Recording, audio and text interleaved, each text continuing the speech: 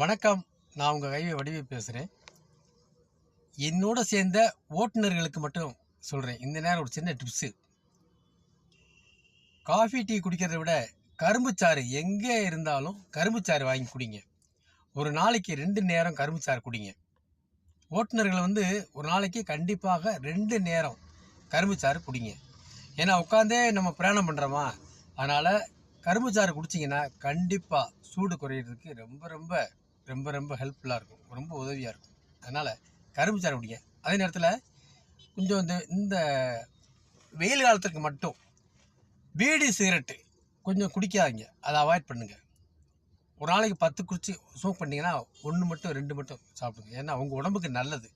கண் எரிச்சல், நெஞ்செரிச்சல் இதெல்லாம் இருக்காது. அதனால் கரும்பு ஜூஸ் குடிங்க. தண்ணி அதிகமாக எடுத்துக்கங்க. ஓட்டுநர்களுக்கு சொல்கிறேன், ஏன்னா நான் அனுபவப்பட்டிருக்கேன். இப்போ அதை நான் அனுபவிச்சுட்ருக்கேன். அதனால்